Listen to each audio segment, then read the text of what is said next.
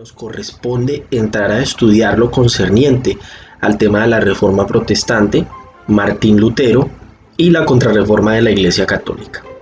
Entonces, para empezar este tema que vamos a abordar el día de hoy, necesariamente recordemos lo que mencionamos en el video pasado, cuando estábamos abordando todo lo referente a la Edad Moderna, el Renacimiento y el Humanismo.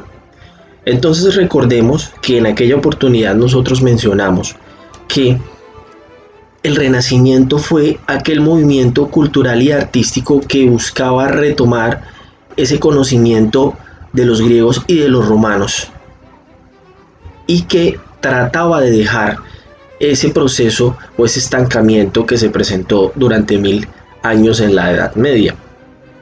También de la mano de este renacimiento surgió el movimiento intelectual y filosófico denominado humanismo, que centraba a el estudio de todas las cosas en el hombre y dejaba de un lado el tema teológico y el tema de la divinidad. Entonces, de este humanismo que surgió del siglo XV al siglo XVI, nació la Reforma Protestante, que la Reforma Protestante puede ser entendida como el producto de la diversificación o del desarrollo social que propició el humanismo. Y esta Reforma Protestante como tal, ¿en qué consistió?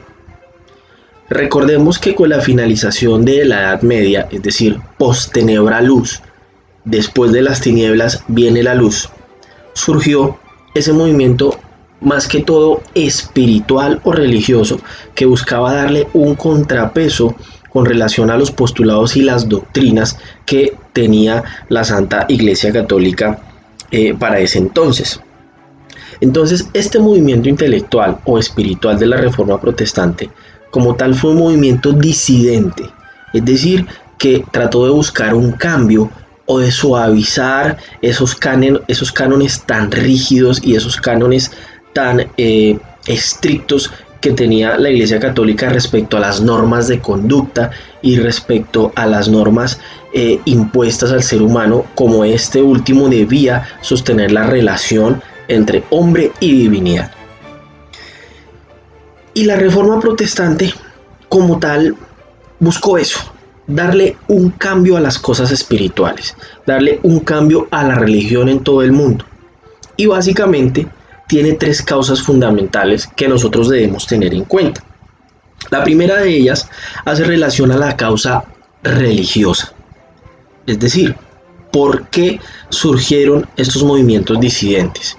Primero, por esa corrupción que campeaba por dentro de la Iglesia Católica, donde cada vez más los clérigos, los sacerdotes, los obispos y los cardenales acrecentaban su riqueza aprovechándose de la creencia, aprovechándose de la fe de la fe de los fieles.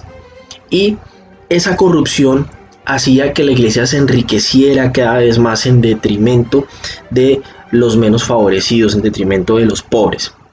Pero no solamente fue la corrupción, sino también algo que se denominó como la simonía. ¿Y la simonía en qué consiste?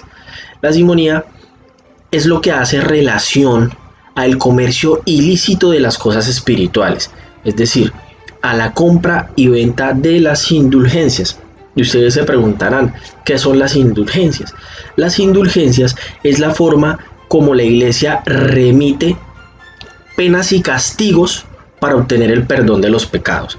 Es decir, a través de una indulgencia se le da una penitencia, se le da una pena a una persona para que éste la cumpla y así pueda redimir su pecado y así pueda obtener la salvación. Entonces la Iglesia Católica tenía esto como negocio. Vamos a vender los perdones a todos los fieles y pues cada perdón tiene un valor, tiene un costo, ya sea en dinero, ya sean propiedades, ya sea en especie, etcétera, etcétera. Entonces eso era lo que buscaba como tal la indulgencia y pues la iglesia hacía un mal uso de esto.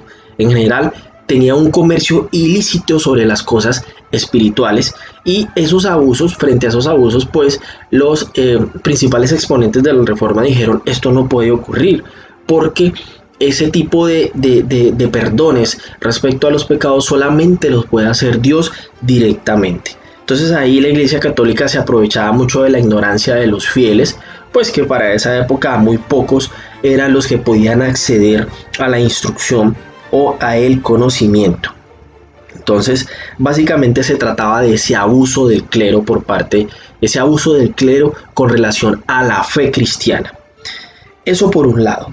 Por otra parte, se presentó un conflicto ideológico entre dos vertientes para aquella época. Por un lado estaba la teoría agustiniana y por otro lado estaba la teoría tomista.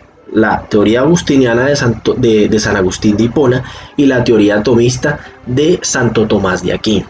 ¿Qué decía la teoría de San Agustín de Hipona? Decía que el hombre, el ser humano, está predestinado desde su nacimiento. Es decir, que Dios ya ha escrito para cada uno de nosotros nuestro destino. Y ese hado puede ser bendito o maldito, pero de igual manera es el destino que Dios ha preparado para nosotros. Y que por esa razón, como ya nosotros tenemos nuestro destino labrado, no necesitamos del libre albedrío. ¿Y qué es el libre albedrío? Es la posibilidad que tiene el ser humano para autodeterminarse, es decir, es la posibilidad que tienen los hombres de escoger la mejor manera de comportarse, de decidir si opta por el bien u opta por el mal. Entonces, ese libre albedrío nos permite a nosotros escoger nuestras propias decisiones en la vida. Y según la teoría agustiniana, no existe ningún libre albedrío. Nosotros no somos libres de escoger nuestro destino porque ya el destino nos los ha dispuesto Dios antes de que naciéramos.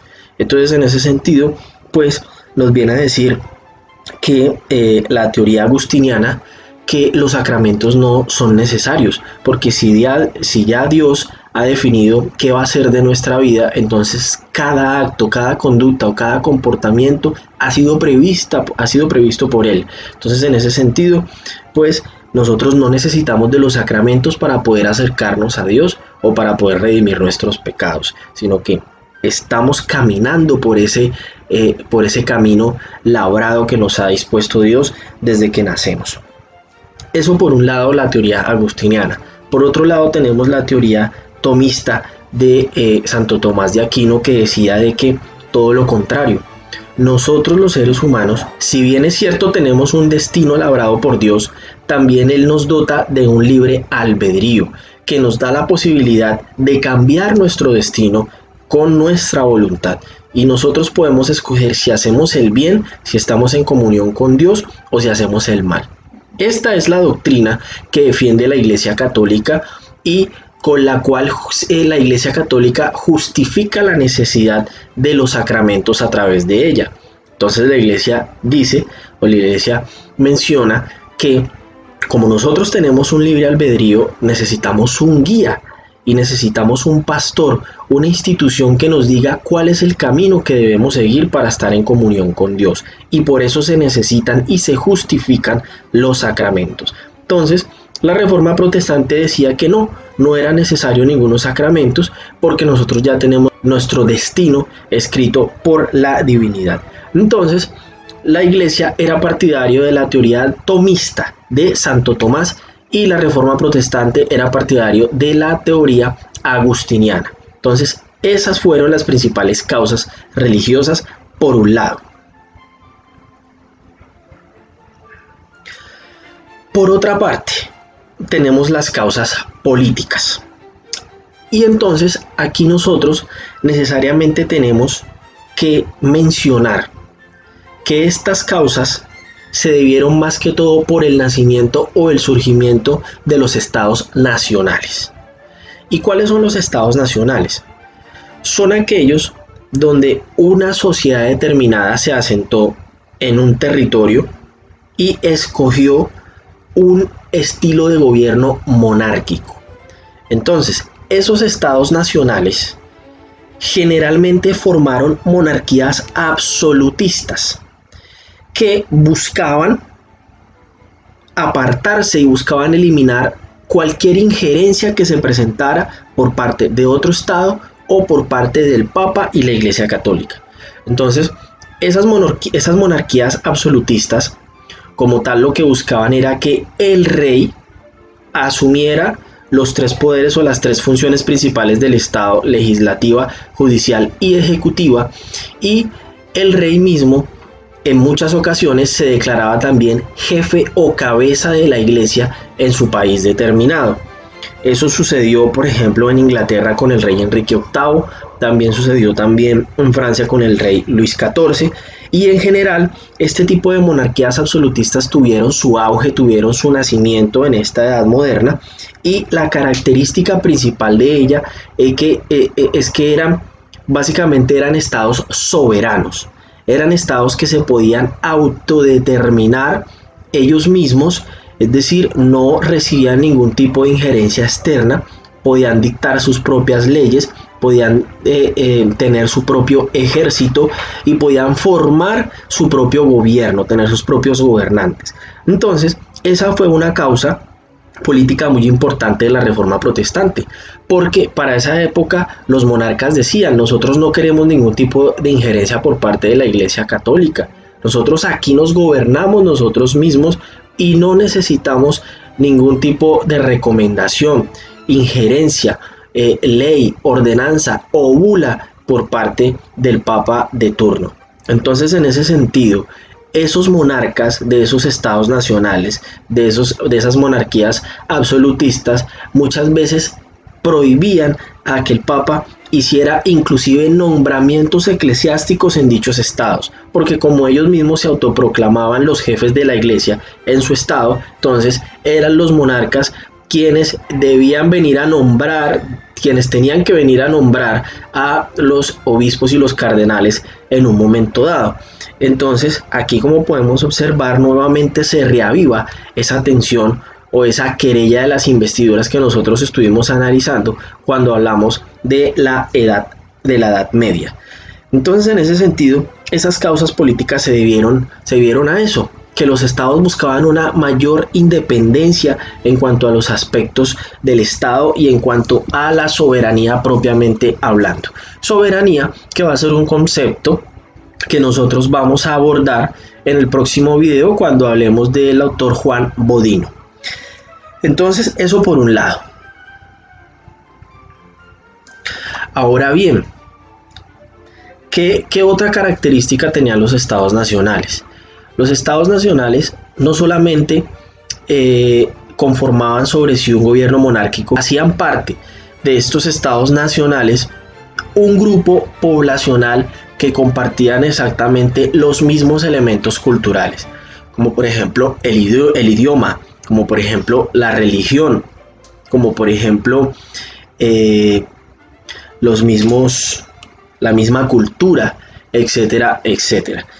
Entonces, en resumen, esos estados nacionales buscaron esa mayor autonomía, esa mayor independencia con relación a los aspectos políticos.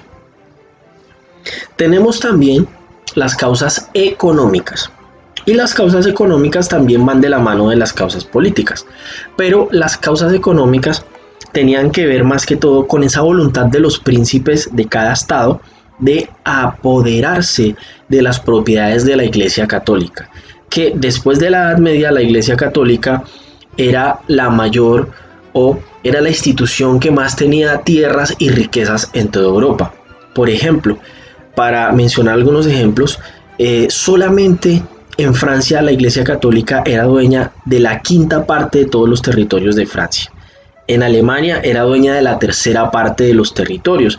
Entonces los reyes dijeron: bueno, ¿cómo así? Estos territorios tenemos que recuperarlos y tienen que servirle a la corona, tienen que servirle al Estado francés o al Estado inglés o al Estado alemán. Entonces, en ese sentido, los monarcas expropiaron todo este tipo de territorios de la iglesia. También accedieron a todos sus metales preciosos y joyas que, como tal, utilizaron todos estos recursos junto también con el mobiliario de la iglesia, que comprendían castillos, comprendían conventos, templos, etcétera, etcétera. Entonces, todo esto lo necesitaban los príncipes para poder financiar a sus ejércitos y para poder financiar a sus flotas navales.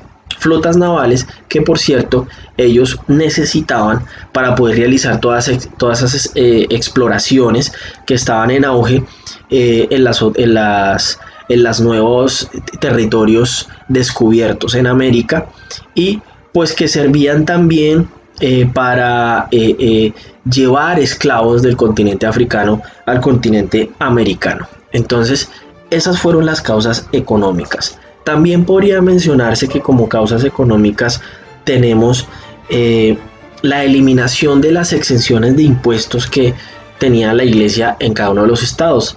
Las iglesias no pagaban impuestos, entonces la corona perdía una gran parte de los ingresos del estado en esas exenciones. Por eso pues se presentó esta reforma protestante para, pues de alguna manera, como de llenar ese vacío o ese hueco fiscal que se presentaba por la falta de tributos presentados por parte de la Iglesia Católica en esa época.